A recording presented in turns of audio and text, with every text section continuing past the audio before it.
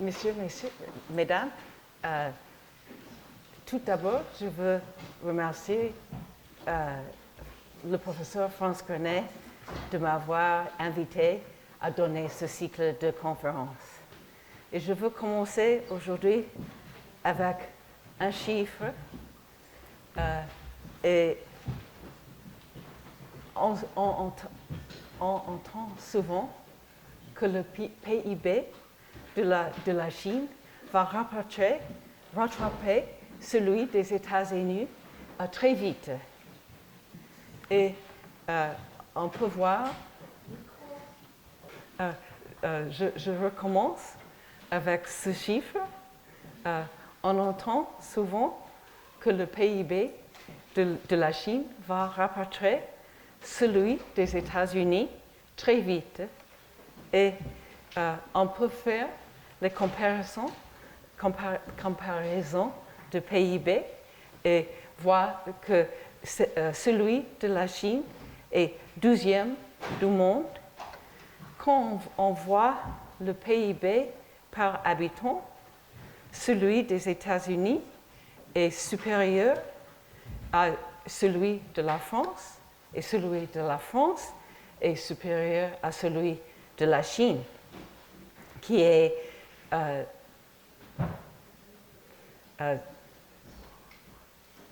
pardon. Alors, 72e du monde, et c'est grâce à cause de la taille de population chinoise qui était 1,4 milliard d'habitants cette année. Et la vitesse de développement économique en Chine est vraiment, le développement est vraiment vite depuis les années 80 et l'économie a cru en moyenne de 10% par an sur 30 ans jusqu'il y a 7 ans. 300 millions de personnes ont été sauvées de la pauvreté. Les banques chinoises ont accumulé des réserves énormes.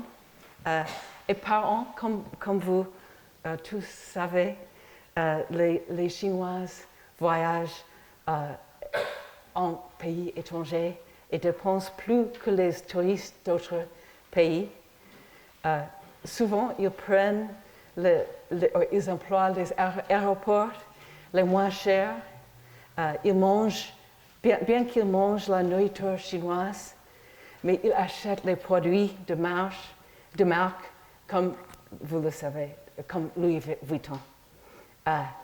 Et quelles sont les raisons du succès de l'économie chinoise après les années 80?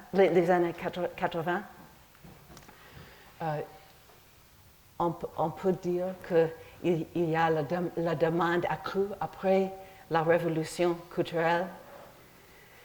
Il y a des nouvelles opportunités d'exportation grâce à la sous-traitance. La qualité de la main-d'œuvre chinoise et la longue histoire d'entrepreneuriat depuis la dynastie Song. C'était le sujet de ma conférence aujourd'hui.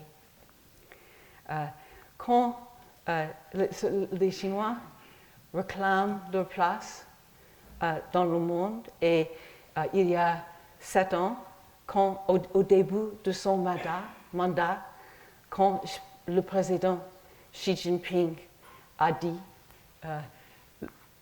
et c'est difficile pour moi de lire, vous pouvez lire plus vite que je peux le dire. Et que voulait-il dire exactement? Il pensait à la puissance économique passée de la Chine, et ça est le sujet de ma conférence aujourd'hui. Nous avons vu cette carte la semaine dernière, et c'est une carte de mon prochain livre au sujet de la mondialisation en l'an 1000. Et je veux, la semaine dernière, j'ai parlé au sujet de l'Asie du Sud-Est. Et aujourd'hui, je veux parler au sujet de la région de la Chine. Et je veux parler au sujet de quelques exemples de la puissance économique sous la dynastie Song. Et alors, ce sont les parties de ma conférence aujourd'hui. Sous la dynastie Song, on a la production à grande échelle et la capacité de production annuelle de fer était vers l'an 1000 était le même taux qu'en Angleterre vers l'an 1700. Et on a employé le fer pour les épées et les armes, les armures et les autres armes. Et sous la dynastie de Song, il y avait la production à grande échelle, mais sans puissance thermique et sans électricité. Je vous rappelle que la Chine n'a jamais manqué de main-d'œuvre. Voici un exemple parfait de leur puissance industrielle. C'est une pagode construite en fonte après l'an 1000. Il y a une hauteur de plus que 20 mètres et c'était dans la province de Shandong.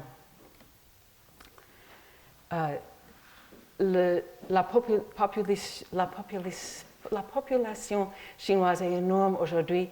C'était énorme aussi sur la dynastie Song.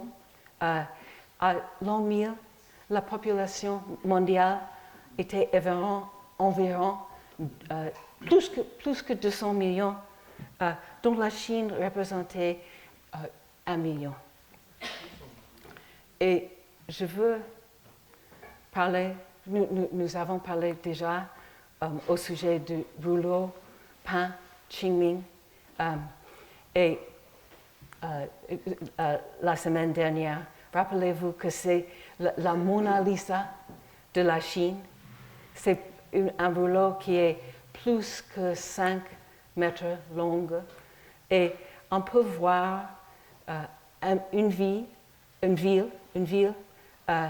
et à mon avis, ce n'est pas la capitale de la dynastie Song du Nord, c'est à Kaifeng, mais un paysage urbain et idéal.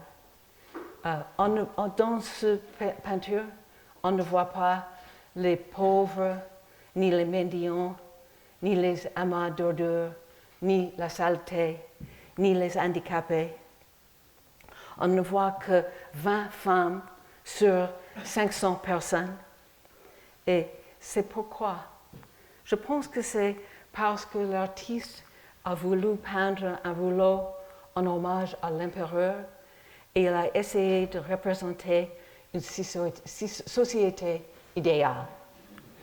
Et ici, on peut voir un détail, une photo, la photo du rouleau Qingming. Et ici, on voit un pont qui traverse la rivière. Et c'est intéressant dans le monde idéal de l'artiste qu'il y a beaucoup de commerce et plusieurs de marchés.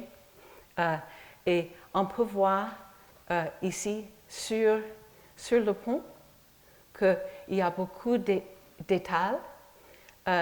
Et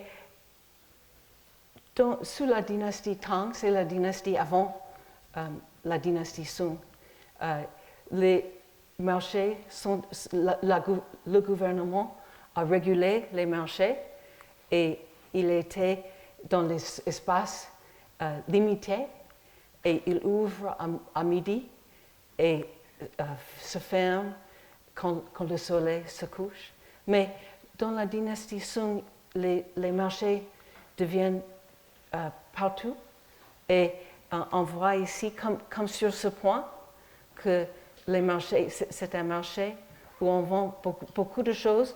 Les boissons, comme la semaine dernière, nous avons parlé au sujet de boissons, de parfums, de bois d'aigle et aussi de la racine de lotus. On peut acheter les boissons et les snacks, et aussi on voit ici une quincaillerie où on peut acheter les objets en métal comme les ciseaux. Et les ciseaux chinois ne sont pas les mêmes que les ciseaux à l'Europe. Ils ressemblent à une pince. La semaine dernière, j'ai parlé au sujet des pièces que les Chinois ont employées. Et après ma conférence, Madame Lise Jankowski m'avait expliqué que l'expression correcte, c'est ligature de monnaie, c'est vrai? Ok, bon. C'est ligature de monnaie et celles-ci sont corrodées. Et ça, c'est l'argent que les gens ont employé sous la dynastie Song. Et l'explication pour Wikipédia, de Wikipédia vous explique l'usage, le sens, que veut dire ligature. Sous la dynastie Song, on a créé la première monnaie de papier en l'histoire du monde. Et au début, c'était dans une seule province, Sichuan. Et au début, les banques privées ont employé les lettres de crédit parce que les pièces en Sichuan, on emploie les pièces qui sont faites en fer. Et il était trop lourd. Mais parfois, les banques n'avaient pas assez de pièces pour rembourser la valeur des lettres de crédit. Et par conséquent, le gouvernement a commencé à émettre des billets de banque. Au début, on les trouvait seulement dans la province de la Sichuan. Mais après,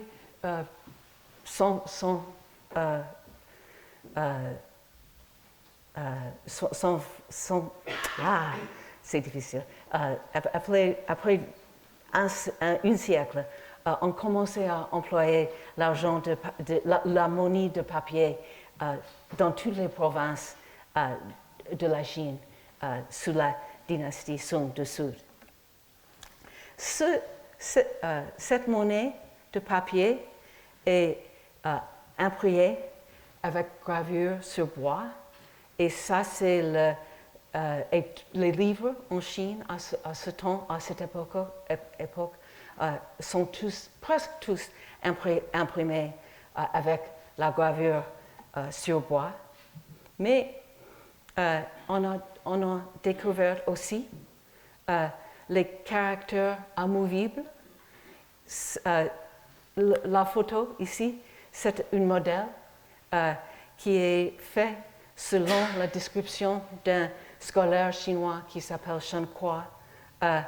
Et on a placé les caractères amovibles dans les lignes et quand ils sont prêts, on a placé une feuille de papier sur les caractères pour imprimer une page. Et les livres imprimés les plus anciens avec les caractères amovibles et qui existent encore aujourd'hui viennent de Corée et ils datent de 1400, c'est 50 ans avant Gutenberg. Et ce qui est important pour l'économie chinoise sous la dynastie de Song, c'est que le gouvernement a imprimé les livres, les manuels agricoles et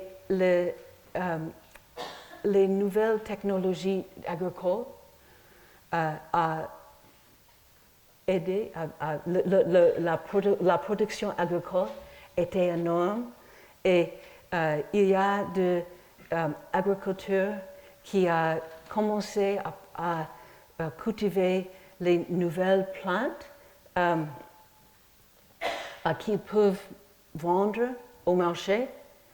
Et il y a des autres qui ont abandonné l'agriculture pour travailler en plein temps dans l'industrie. Et à cette époque, c'est sous la Song dynastie, la dynastie Song, les industries les plus grandes qui ont fait la production à grande échelle étaient les céramiques qui ont fait les porcelaines, les métaux à l'état brut, aussi les objets fabriqués à partir des différents métaux, comme des chaudrons et des wok et des miroirs, et aussi les textiles de haute qualité. Mais ces choses ont laissé derrière différentes traces archéologiques. Le travail archéologique nous montre, c'est-à-dire que les textiles ne survivent, ne restent presque rien, presque jamais, et les métaux, ça dépend, mais les porcelains, on a trouvé les porcelains chinoises jusqu'en Afrique et au Moyen-Orient depuis 800. Et alors, le commerce maritime était énorme. Et l'objet le plus demandé au monde en l'an 1000 était les céramiques comme celle-ci, le blanc de Chine, qui était très dur et facile à laver, c'était blanche et facile à laver, et deux fois, les céramiques sont presque transparents, et comme le verre, assez transparent comme le verre. Le meilleur exemple de cette production à grande échelle, sans électricité et sans puissance thermique, sont les fours de dragon. Et on peut voir, ils s'appellent les fours de dragon parce qu'ils sont longs, comme le corps de dragon. Je ne suis pas le corps de dragon est combien long, c'est difficile à décider. Mais les fours du dragon ont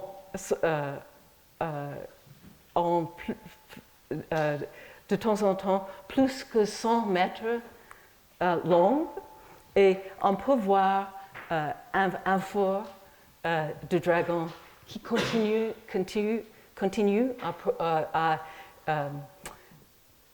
à faire les céramiques même maintenant.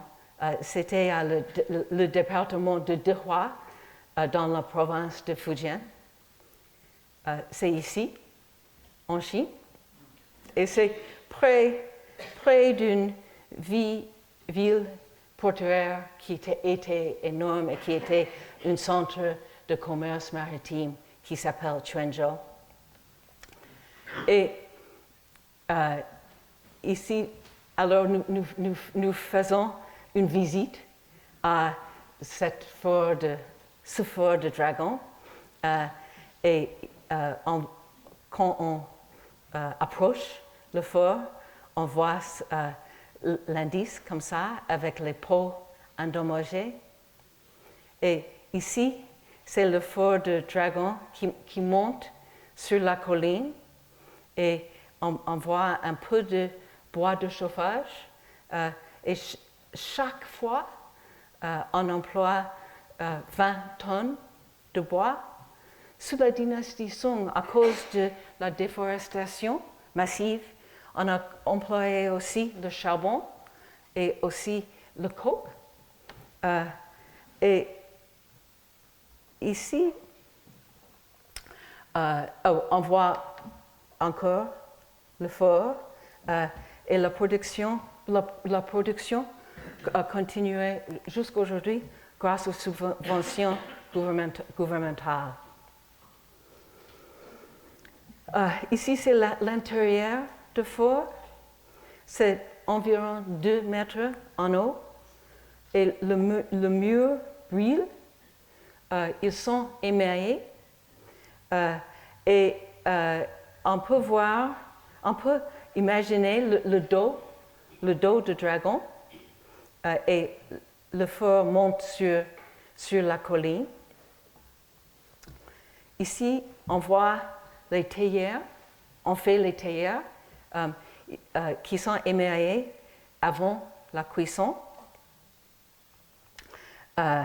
Et l'ouvrier place les théières dans les récipients. Et ici, on voit les récipients pleins de théières avant la cuisson. Dans un foie, on peut faire plus qu'une 1000 pots ou une 1000 théières. Et c'est vraiment la production à grande échelle. Et ici, la fenêtre du four et on peut vérifier la température en regardant dedans. Les températures dans les fours chinois sont plus élevées qu'ailleurs dans le monde. Et l'impact de l'industrie de la céramique était énorme dans la province de Fujian, qui était devenue un centre de production pour les céramiques. Le professeur Billy So estime que plus que 300 personnes travaillaient dans cette industrie. C'est seulement dans la province Fujian. Et ils travaillent à temps plein dans les fours. Et on peut voir les effets de la mondialisation. La semaine dernière, j'ai parlé au sujet des recettes des impôts sur le commerce maritime pour l'État chinois. Et quand la première année après la chute du Nord, la dynastie de Song, les impôts sur le commerce maritime a achevé un niveau de 20%. Et après, il redescend à 5% pour presque chaque an sous la dynastie de Song. On peut voir les autres effets de mondialisation par voir un problème écrit d'un livre mathématique qui a été écrit dans le XIIIe siècle. Et il y avait 4 marchands qui ont créé une association pour faire du commerce avec l'Asie du Sud-Est. Et quand ils sont rentrés en Chine, ce sont leurs profits. Ils ont gagné le bois d'aigle et les sacs de poivre et aussi les boîtes d'ivoire. Et alors, on peut savoir de ce problème que ce sont les importations de l'Asie du Sud-Est qui était la plus importante pour la dynastie Song. Ok, suite de problèmes. C'est très compliqué. Et alors, on peut voir que l'an c'est 1247 et la dynastie est faible et la monnaie de papier a perdu son valeur et on emploie les autres monnaies. On emploie or et argent, sac de sel, tout ça nous pouvons comprendre. Mais ils employaient aussi les certificats d'ordination pour des moines bouddhistes. Et c'est parce que les hommes qui possèdent un tel certificat d'ordination pour les moines bouddhistes ne doivent pas payer les impôts. Et alors, il a la valeur comme les certificats d'ordination deviennent un type de monnaie de papier. Alors, on peut voir les investissements de 4 marchands. Suite de problèmes. On découvert qu'ils ont tous emprunté les uns aux autres. Et alors, les pauvres élèves, il faut résoudre le problème. C'était vraiment dur, difficile, ce problème. Pour trouver les réponses, il faut employer l'algèbre linéaire et les matrices. Je ne pourrais pas le faire. Mais on peut voir que de ce problème écrit, l'importance de la commerce maritime pour les hommes, les gens qui vivent sous la dynastie Song. On peut voir aussi l'importance du commerce maritime par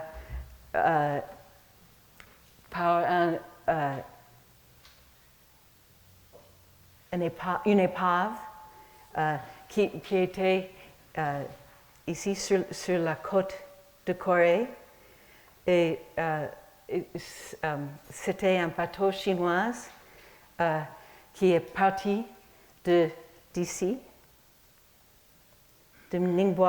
Et la destination était le Japon, mais il y a nous pensons, nous ne savons pas, il y avait une tempête et le bateau est accoulé. On voit ici une photo de Sinan, de site archéologique où on a excavé l'épave. Ici, le bateau, les restes du bateau, il y avait une longueur de 34 mètres et là, il était 11 mètres large. On voit des compartiments séparés en bois et c'était les bateaux chinois sous la dynastie Song et après ont toujours ces compartiments et s'il y avait un trou, ça n'affecte le bateau entier, mais seulement une partie. Et on a aussi les choses qui étaient dans le bateau. Et comme je vous avais déjà expliqué, on a les objets en métaux. Ici, c'est les baguettes, oui, et une cuillère. Et aussi, les céramiques sont très importants pour le commerce maritime de la Song. Aussi, une boîte en nacre.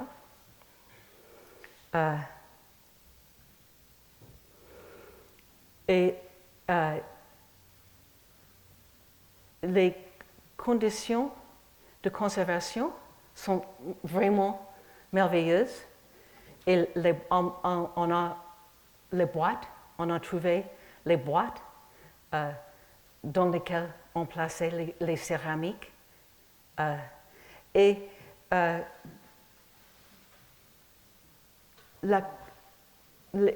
y avait plus que 20 000 céramiques excavées de l'épave. Et la quantité énorme de céramiques a surpris les archéologues. Et plus surprenant était la quantité de pièces, les pièces chinoises. Et ici, on voit encore les ligatures de monnaie qui étaient trouvées à le site Sinan. Ils ne sont pas corrodés. Et la quantité est vraiment énorme.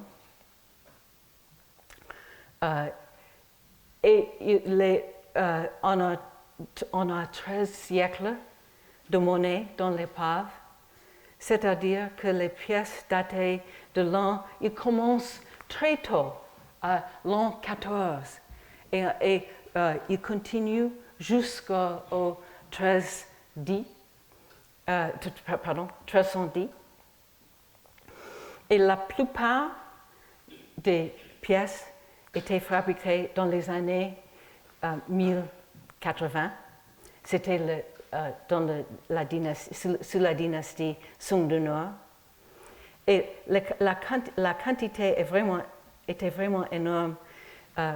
27 tonnes. On a trouvé 27 tonnes de pièces. Et les archéologues estiment que peut-être au fond de la mer Jaune, il y avait plus que 30 tonnes qui restent au fond de la mer. Et on peut voir que les pièces à cette époque, on n'emploie plus en la Chine, parce qu'on peut employer la monnaie du papier. Et les Chinois ont exporté les pièces vers le Japon.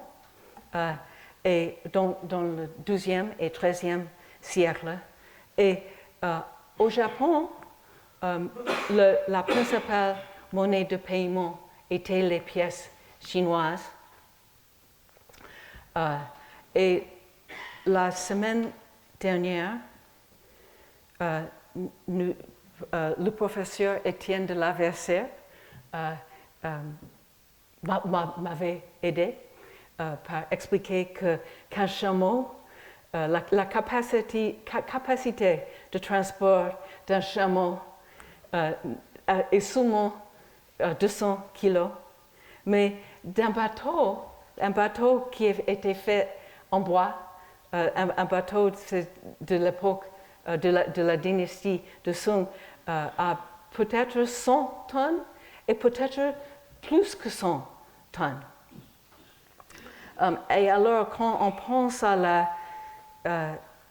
la grandeur du commerce maritime à cette époque, c'était vraiment énorme.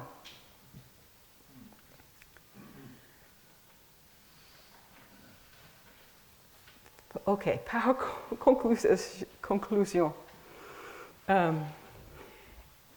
nous avons déjà parlé au sujet de industrialisation sans électricité,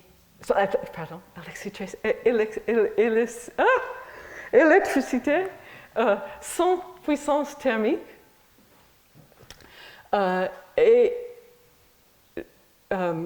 je veux parler au sujet du livre du professeur Alexander Woodside, qui a écrit un livre, Lost Modernities. Il a constaté que la meilleure façon de mesurer la modernité ne doit pas être liée à l'industrialisation ou au capitalisme. C'est-à-dire que si on changeait la définition de la modernité, on peut remarquer au progrès de la Chine et que les Chinois et aussi les Vietnamiens et les Coréens qui ont employé aussi les mêmes examens pour choisir les fonctionnaires, c'est-à-dire qu'ils avaient un système très avancé des examens. C'est peut-être les examens publics étaient aussi une chose aussi évidence de la modernité. Et que la méritocratie sous la dynastie Song est vraiment quelque chose qui était moderne. Et si nous pensons à un monde où la révolution industrielle n'avait pas eu lieu, ça sera quel type d'un monde? On peut penser que les marchés chinois auraient continué à s'agrandir. Nous savons que sous la dynastie Song, le commerce maritime de la Chine s'étendait jusqu'en Afrique et au Moyen-Orient. Et nous pouvons imaginer qu'il aurait pu atteindre les Amériques. Si on pense au livre de Kenneth Pomeranz, The Great Divergence, il a constaté que la région de Shanghai est la même tailleur de l'Angleterre et ils ont le même taux de croissance jusqu'au 1800. Et c'était seulement après 1800 que l'Angleterre a dépassé la région de Shanghai grâce à la révolution industrielle. Avant l'an 1800, la Chine était une vraie superpuissance économique, bien que les Chinois n'avaient pas découvert la puissance thermique ni l'électricité. Et on peut voir les effets de la mondialisation, même en Asie, même en la Chine, et même en l'Asie du Sud-Ouest, comme nous avons parlé la semaine dernière.